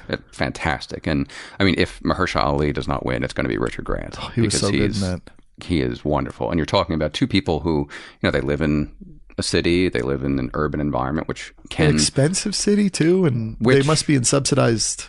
Yeah, and there's something about living in an urban environment that is both that quells certain aspects of loneliness, but also I think reinforces others, because you're always surrounded by people, which is great, but you then return to your little cove, and if you're not connected, you feel even more disconnected. And I think they did that, and anyone who has ever loved an animal, and you're laughing, but it's true. No, I know. Scene it's so serious right now. Where her cat passes away, and because of the guy. Too, yes, right? is, I mean, about one of the most compelling moments of, grief that you will witness. Jesus Christ, I can't be watching that. It is it's the worst of everything, because it's the only person she trusted. Yes. And he let it go, and he brings in like a young, like Latin guy into her apartment when she's supposed to be watching. But what I like about it is everything I just said. It is a pretty unsentimental movie, and it doesn't... it does not go for sort of like cheap emotion. And the final scene between Richard E. Grant and Melissa McCarthy, where she asks his permission to write the story, and he's dying of AIDS, and it doesn't become mawkish or maudlin in any way. They keep it straight. These are two contemptible people, and they remain very much themselves, and that was the basis of their relationship. And they both, I think, appreciate that about one another. So it's very real in that regard. But the movie got to me more than I expected. It really did. It was there's two things I'm writing. It was like, one, it was such an entrepreneurial moment when she figured out how to hack the system, and finally her skills are being used to good. They're being used in a way that mass public appeal, or no, it's not even mass. It's literally a couple of really rich people. It works for them. And you're finally making something that works, but it's built on a lie, which, let's be honest, a lot of companies today are actually sort of built Theranos. All these people trying to manufacture and kind of build up these. Oh, someone's trying to FaceTime here. They're trying to build up these companies on sort of a currency of you're not too sure of. So I found the movie to be very affecting. But the second thing is, we're told these heroic stories of writers like Hemingway's, and everyone, they have their scotch and they're drinking all night writing, and then you see somebody who's older who's done that, and it's just sad drinking, and they're just they're still drinking their scotch, and they're meeting at a bar, and there's really not much. There's just not much going for them anymore, and there's nothing they can do to change that lot. Hence loneliness, which is what Tim said it was really about. It's like the darkest loneliness, because it comes from professional loneliness, and you've done something as your own creator for all those years that you don't even have connections. I love the scenes. Who plays her literary agent? Jane Curtin. Jane Curtin is great in that role. She's not taking the calls, and then she'll pretend to be someone else. Yeah, that was a That was a very weirdly affecting movie, and nothing's going to come of it because I think she's way down the... Oh, you know what else I wanted to mention? First Man. Can we talk about that for a second? Did anybody? I finally saw it. I can... Everything about the movie, when I read about it, I went, there's no doubt this one's going to be in the discussion. This is absolutely going to be a finalist. Right. So you got Damien Chazelle doing it. You got Ryan Gosling. You got a interesting story. Mm-hmm. I thought the movie sucked when I actually watched it. Did you watch it? I did not. It was tough. I heard the music was excellent. However, the music was felt good. like I was in a rocket ship. Oh, like, yeah. Like for But Apollo 13 did that too.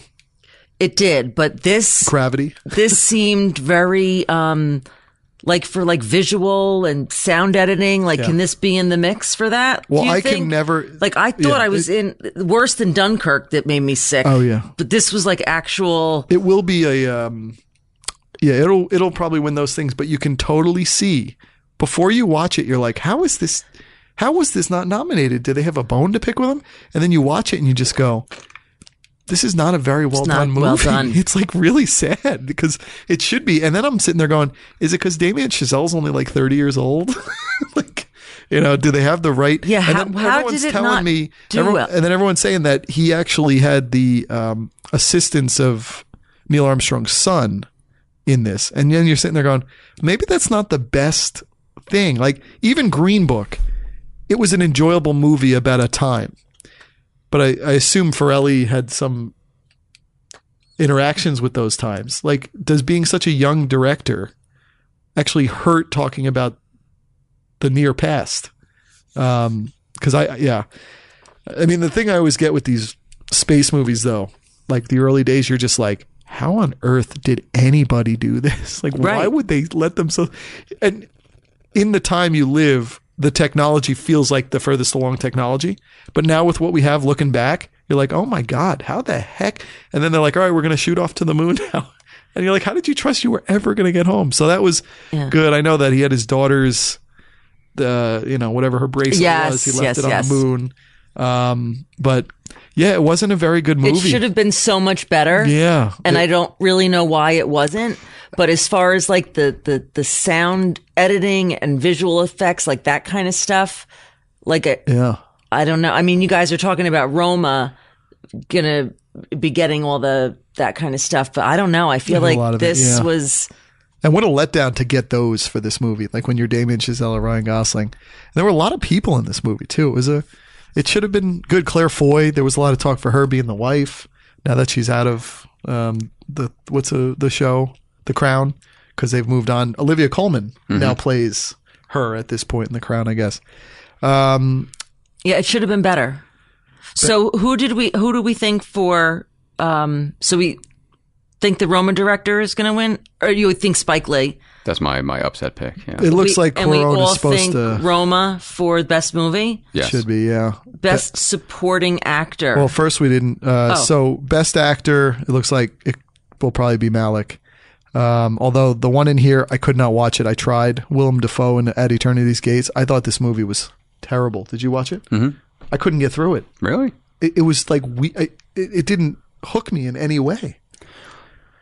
Well, I mean, he's now it's interesting that Vincent Van Gogh. But I love the Florida Project. Oh God! I didn't like angered me. I mean, there have been at least three performances of Vincent Van Gogh on screen. Each of them.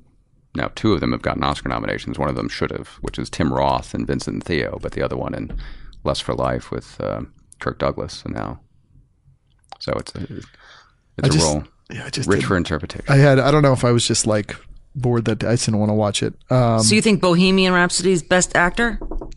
Rami Malek. That sort of seems like what they're saying. It's either going to be him or Christian Bale.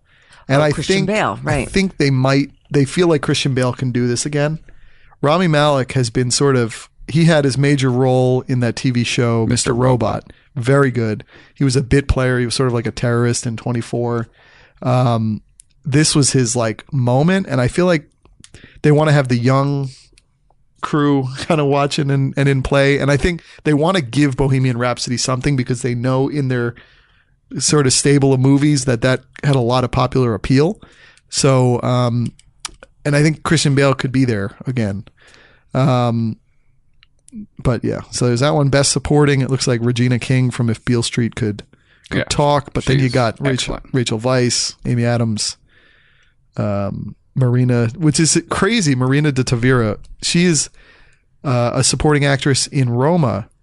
And I believe, that's the wife, right? The wife, yes. Yeah, that's the wife. Because I thought so one of the cool things, the woman who plays the nanny, who's the main actress, she was not even really an actress. No.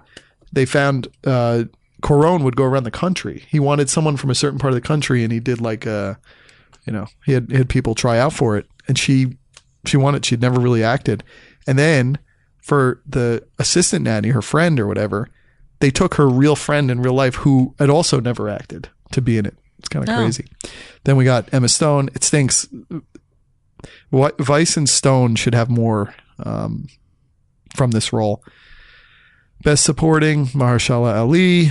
But Richard Grant is right there. Why are we just automatically saying Mahershala Ali is going to get? Well, I'm just saying what he's won most of the Critics Awards. Yeah, but over Richard Grant.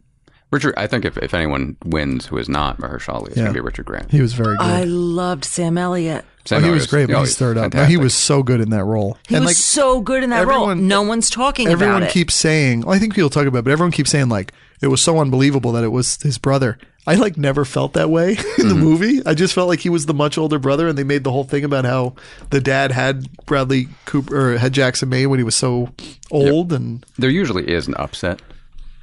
So it could be that Sam Elliott is the one, for whatever reason, who, we can go back and pick your year, but James Coburn winning Best Supporting Actor for Affliction, that was a surprise. So I could see Sam Elliott actually there being a surprise victory. Then it was so good. Then Adam Driver and Sam Rockwell rounded out. Sam Rockwell did excellent, and he's like a Lucas Hedges to me, but I don't think he was in it enough to. Boy. You get it. There might not be many wins for A Star Is Born. No. They might not win any of the major. They'll win Best Song. Absolutely. Best Adapted, we talked Black Klansman should be there. But then there's If Beale Street Could Talk, Can You Ever Forgive Me, A Star Is Born. Anyone else see Ballad of Buster Scruggs? Very strange. Netflix original, Coen Brothers. It's a vignettes movie. Mm-hmm. Very weird. Extremely weird. Original screenplay, The Favorite is majorly the favorite. Green Book, Roma, First Reformed. Anyone else see that? Mm-mm. And then Vice. First Reformed is really fascinating. It was done in 20 days for $3.5 million. Ethan Hawke is the main actor in it. Oh, I love him. Is it Emma? No. It's the girl who used to be in that Big Love show. Is in it. She's a young girl in that show. But First Reformed is done by the guy who did Taxi Driver and Raging Bull. Mm-hmm. And then has sort of just been nowhere to be seen, really, and then pops out with this movie. A weird one. It's on Amazon Prime, though, but it's sort of about a reverend who has a historical church and no one really goes to it, and he's drinks all the time. He drinks as much as the Melissa McCarthy character in Can You Ever Forgive Me? But a lot of movie people love that movie. Who look at it in film school. I just want to make a comment that Tim might agree with me, but I don't think you will, Matt. There's a love of going to the movies and seeing the movie on the big screen, and I feel like we're so spoiled and watered down that there's there's Netflix things for Best Picture. That's crazy to me. I don't think that should be. Well, it's just because Netflix literally wanted to buy an Oscar. And so I don't, I go into the theaters great. A lot of people have theater sized, not quite, but, right. In the general vicinity, huge TVs, beautiful 4K, and you're paying for Netflix already. Oh my God, they got Bird Box. They got Roma. You just press play, you go. You could still go see it in the theater if you want. But if this is where the people are, you got to serve it to them there. Yeah, I often think, why doesn't television? Why don't they do outings where television is in the theater to try to get people into the theater, where you can go see the final 2 episodes of This Is Us. you could go see that 2 weeks before the actual finale if you're willing to watch them in the theater and you pay to go see it. I don't know why people don't. I would totally do that. I know. I don't know why that's not done. I went to see Game of Thrones in the theater once, the final 2 episodes of a season. It was pretty awesome. I don't know why they don't do that, but I just think they're going with where the consumers are and people are buying it, and Netflix wants to have Oscar wins and nominations, and I just think Amazon's done it for years now. I just think we're too far, and it's gonna crap out and just have to go back to movies in the theater, big screen. Well, and I kind of hope that happens. We can't build. I mean, Tim's got a whole movie theater in his basement. I mean, we just can't do that. I do not. I don't even have a basement. But does it matter that the most of the people who judge these movies, they're not watching them in theaters? They get the screeners at home, right? Yeah. Mm-hmm. They actually get kind of a bad version where it has their name on it. No, I think the movie's important, but like, look at this. I'm about to go have a baby tonight. I can't go to a movie theater, and I can never go to a movie theater again. I have to have my illegal sites. I have to pretend that I'm on the Screen Actors Guild with somebody's name written along the bottom. So I just think it's convenience, and it's hard to get people to the theaters. It's hard to get people to get to the theaters to watch Oscar movies. So you got to kind of try to. Hence why they wanted to crowbar in a most popular movie category this year, which did not go over well. No, it did not. Right. Did anyone see any of the documentaries? No. RBG? I saw 2 of them. RBG, really good. And then Mind the Gap was really affecting. You can see both on Hulu right now as well. Say again. So best song we talked about. Who's supposed to get a documentary? RBG. Oh, God. Yeah, it's very good. She does not come across. It's a little Weekend at Bernie's looking to me right now. God bless her. She's holding the fort there. Whew. But it's like, whoa. Like she's like nodding at her desk. Poor Ruth. I mean, good for her. Best song is obvious this year. So that's the cool part about that movie is how much comes out of it. It's made like $500 million around the world, streaming rights, everything. It's the culmination of popular culture. I think that movie Wouldn't that be an upset if the song didn't get it? That would be a very big upset. Wouldn't that be something? I do have to say, second up isn't that bad of a choice. I mean, it's still Kendrick Lamar who won a Pulitzer. Yeah. And I mean, has won plenty of Grammys, but he did the Black Panther soundtrack, so that was really good. And you're beating Mary Poppins too. So yeah. Did anybody see that? By the way, First Man's going to win Best Sound Editing. There you go. See? What a letdown. Poor thing. Did anyone see what as our final piece here? Mary Poppins. Mary Poppins. I didn't see it. I did not. I had it on it's like the final 2 that were on my list to see. Just seeing through here. But anyone see Quiet Place? A Quiet Place? I did. It was good. Again, I don't really like that Bird genre. Box? It was sort of Bird Boxy? It's better than Bird Box. Really? Better. Much better than Bird Box? Oh yeah, it's much better. But it not my style, but it's very well done. It was weird. Bird Box had the guy from Moonlight. Yes. In it. Well, one of the 3 versions of the guy. All right, I'm trying to see. Did you see Ready Player One, Tim? I did not. What's supposed to win foreign? Roma. No, Cold War, right? Isn't that possible? Wait, Roma's in both categories? It is a foreign movie. Yeah, it's in both categories. I was wrong on documentary. Free Solo is apparently ahead, maybe. Although I still think RBG is going to win because they're going to make a big. They're going to make a big like political. Right. Mm-hmm. Let's see. Let's make sure foreign. Isn't Roma in foreign?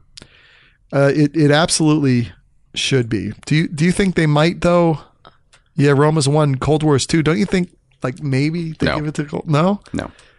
Well, I guess look, you can hack the system. It's not going to win Best Picture and Best Foreign. But it is one. It's a foreign. It's all in a foreign language. Yeah, that's true. That's the. I hate the subtitle thing. Even though for like movies like The Favorite, I need the subtitle too, like the English caption. Right. Yeah. Oh, so I might have to change my mind now because I don't know that it's going to win both. You think it will, Tim? I do. You do? Mm-hmm. Interesting. You see Isle of Dogs? I didn't. Oh, God. Well, you might like it. That's a good director, right? That looked awful. You saw it? No, it looked awful. Like painful awful. I didn't see any of the animated films. You saw Ralph Breaks the Internet, right? Yeah, twice. You saw that one? No. No, I'm just kidding. All right, so I think we're in. It's hard with Gold Derby. There's no suspense. I mean, who are we? So Best Picture, we think it's Roma. If it wasn't Roma, who would you want, Tim? Black Klansman. If Beale Street could talk, but it's not nominated. It's not even nominated. Right? Yeah. It's a tough one. Nothing is out there where you're like, would The Shape of Water win this year if it was in this group? Oh, God. Roma might beat it. I think Roma would beat it. I think Roma would beat it. Unbelievable. Yeah. Jamie's favorite movie, watches it every time it comes on. So horrible. Oh, man. Did we talk about that last year? Or was it post-Oscars at John's thing? Yeah, it was post-Oscars. Yeah. Yes. The Shape of Water. I'm like... Yes. Someone who works in the system here looks like the creature from Shape of Water. Yes. And I put on Facebook, I was like, Shape of Water. And then someone was like, that's so mean that you would say that about Leah, her friend. I'm like, I wouldn't just call your friend The Shape of Water in it. You know? Right. I said back and to the left. Another great. Was that an Oscar movie? JFK? JFK was nominated for Best Picture, along with Beauty and the Beast, Silence of the Lambs. Do you have any other Ask Alexa? Bugsy. I mean, he is Tim unbelievable. Bugsy and the fifth one escapes me. Is this one of the worst Best Picture dockets in the last since 20 we've been years? doing this? They're good movies, but I'm saying like I don't feel strongly about anything this year, one way or the other than my antipathy toward Vice.